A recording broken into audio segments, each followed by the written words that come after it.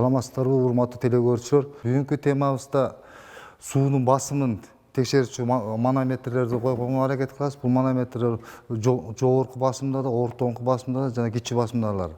Анда эмесе бул жерде коопсуздукту сакташ үчүн биз кол кап, көз айнек ошолорду тагынып бүгүнкү сабагыбызды баштайбыз. Биз бул жерде бизде 15-тик труба турат. Түтүкчө ошо жогорку басымдуулуктагы манометр орнотконго аракет кылабыз ушул жерде. Бул жерде биринчи ачык көз айнекти тагынабыз, кол каптарды. Бул жерде шаймандардын баары бүт баары ирети менен туруш керек. Бул сөз коопсуздук сакташ үчүн кол каптарды кийебиз. Бул жерде бизде азыр түтүкчөбүздө 15-тик түтүкчө, бул жерде атайын сай салынган. Ошого лента деп коет, атайын ушул жерге ороп, ошо манометрди орнотконго аракет кылабыз. Бул саат каяка айланса ошону көздөй айланат. Айланта бурайбыз, мындай кылып. Өтө тыкандык менен. Бул жерден бир жолу жакшы оробосо суунун басымдыгы өтө чоң, чыгып кетиши мүмкүн. Өтө кылдаттык менен, көгүл бурган менен оробуз бул жерде. Лентаны ороп бүткөндөн кийин мунун бириккен жери болот мындай. Муфта деп коет, муну турба менен тиги манометрди бириктирүүчү муфта. Муну оңго буралат, оңго буралганда бул бекийт. Мына кылдаттык менен бурайбыз да, ачкычтын жардамы менен муну беките баштайбыз мында. Ачкычты келтирип, размерин келтирип алабыз. Манометрди бириктирген жери. Бул жана жогорку басымдуулукту өлчөөчү манометр. Манометр өзү түстүү металлдан дайындалат, ичиндегисинин баары. Бул өзү латун морт болот. Могу сайын баары сынып кетпеш үчүн өтө күчкө салып кереги жок. Бул манометрди кылдаттык менен лентаны сайына орой баштайбыз. Буга да саат каяка айланса ошол жакты көздөй бурайбыз бул лентасын. Мындай кылып кылдаттык менен.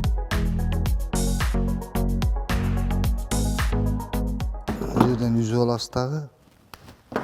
Муну кылдаттык менен орой баштайбыз. Бул өтө жоопкерчиликтүү иш. Бул оңдоп алабыз дагы. Бул дагы оңго бурайбыз.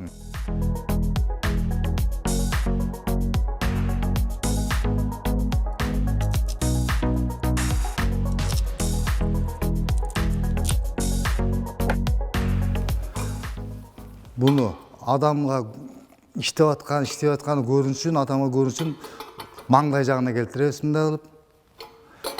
Мына маңдайына келтиребиз. Мына биздин манометрди орнотуп бүттүк. Бул жерде орноткондон кийин атайын пломба басылат. Муну ачып жапканга болбойт. Бул ушу бүгүнкү манометрди орнотконубуз ушул. Эми кийинки бул задвижка деп коет. Бул кыргызчасы тээкти деп коет. Муну азыр ичин ачып чачтык. Азыр тээкти азыр бурап, чогултуп, оңдоп, түздөп, могу жерде флянска бириккен жери бар, ошол жерге бириктиребиз. Бул жерге чогултуп атканда 4 бурама кирет бул жерге. Башындагы бурамасы ачкыч менен бекилет. Бекитип атканда карама каршы бекилет бул мындай кылып. Карама каршы бекилебиз мындай кылып туруп. Өтө кылдаттык менен шашпай бул жерде ылдыйдан өйдө сайлат бурамабыз.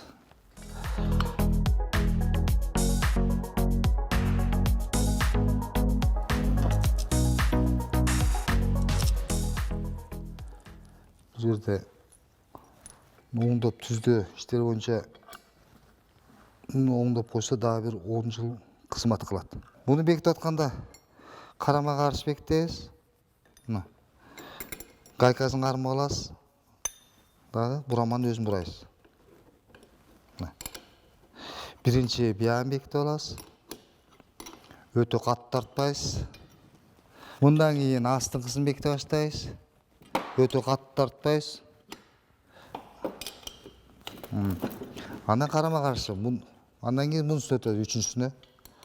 Ачкычты аяна чейин отурсабыз, ачкыч чыгып кетип, колуңду тыттырып кайрып алышыңар мүмкүн. Ошону ачкычты салганда аяна чейин отурушуңа аракет кылган. Öte katı tartpayız. Anayın astımkısına. Bundağı. Ekittik mi? Evet. Төртөөнү бекитип алгандан кийин азыр текшерүү. Текшерүү болгондо баарын бирдей кылып тартып чыгуу. Бураманын баары.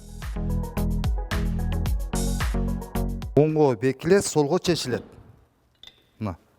Бураганда бураманы кармап турасыңар, башындагысын бурап тартасың. Текшерип атабыз. Кылдаттык менен.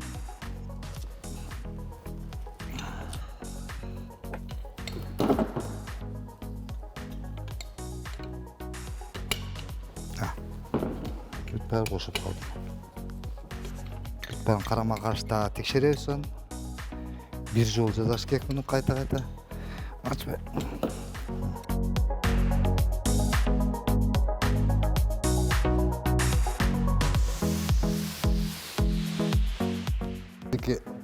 Tetimiz dayım oldu. Bu жерде фланстын бети таза болуш керек, күзгүсү.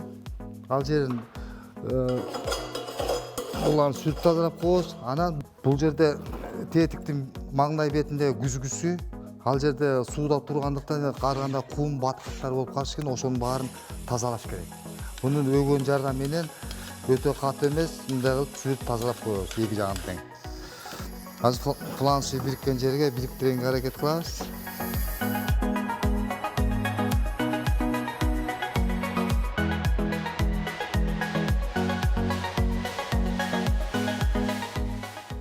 Суун ачып жагуучу тетикти тазалап, баарын өзүнө келтирип алдык. Азыр фланс бөлүкчөсүнө бириктирип, кошкон жерине бөлүгүнө келдик.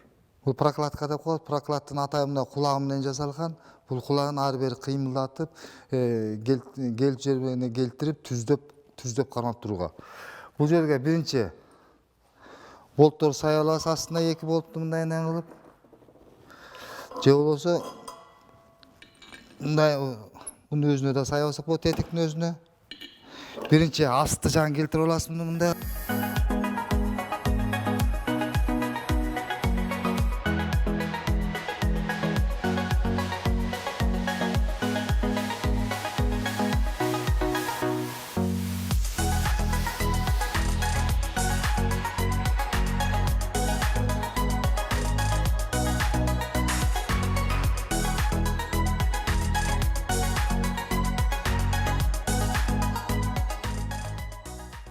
Азыр бул жерден бурамаларын бекитип, жана бул эки күзгүн тетик менен фланстын ортосунда момундай прокладка деп коет. Атайын резинадан желимден кесилип дайындалат.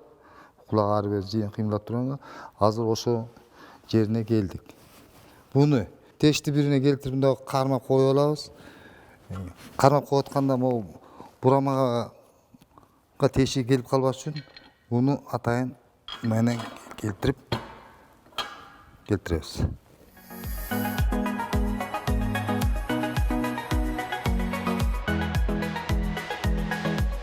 Бурап жакындатып алабыз бирине.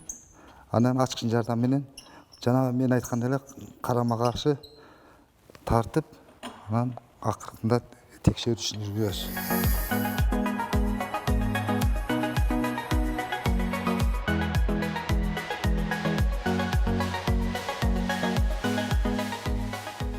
Сууну ачып жапканга оңдоп түздөө иштерине ушу сууну ачып жапканга ушу тетик буну орнотуп атканда көңүл буруп өтө кылдаттык менен эгерде сууну жаппай кармай калса кайта баарын ачып жапканга туура келет. Андай мен айткандай оңго бекиле Yandı alas.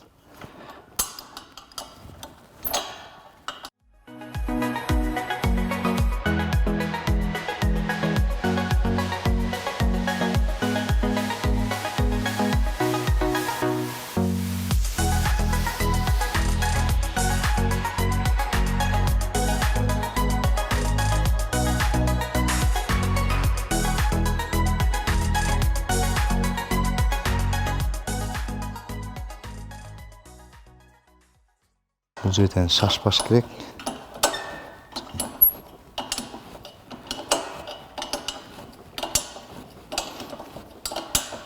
Биздин суу өлчөгүч манометрибиз турду. Азыр суун жапкан суунун башында турчу тетигибизди орнотуп атабыз.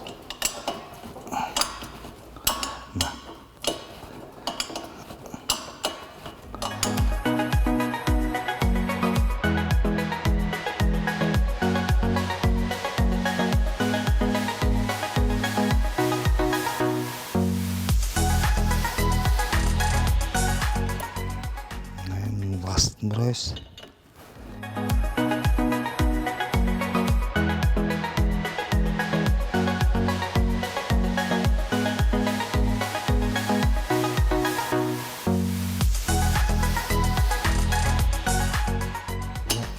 Тыкылдаттык.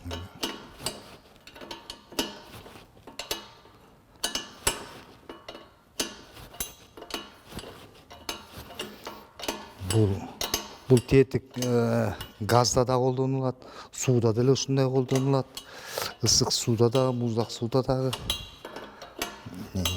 заводдордо химиянын тетиктерине дагы ошо колдонулат. Бул бардык жерде ушу колдонулат.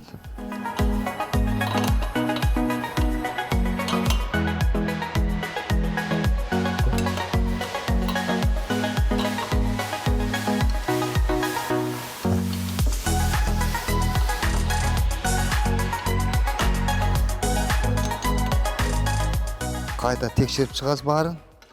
Ушу менен бүгүнкү сабагыбыздын максатына жеттик. Азыр акыркысына бурап бүттүк. Азыр текшеребиз. Текшергенден кийин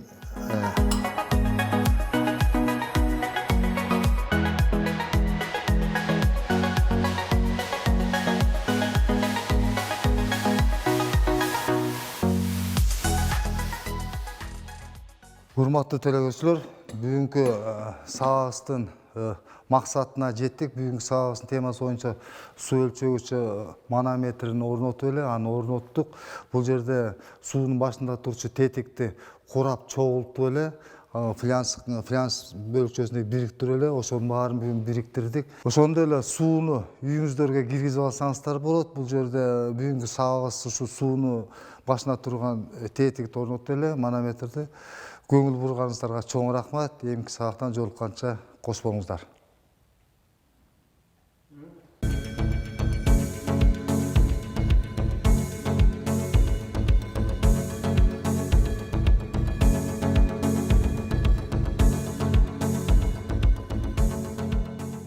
Кыргыз Республикасынын өкмөтүнүн номер 67 токтому менен бекиген Кыргыз Республикасында 2021-2025 жылдары мамлекеттик тилди өнүктүрүү жана тил саясатын өркүндөтүү программасынын алкагында жасалган видео сабак.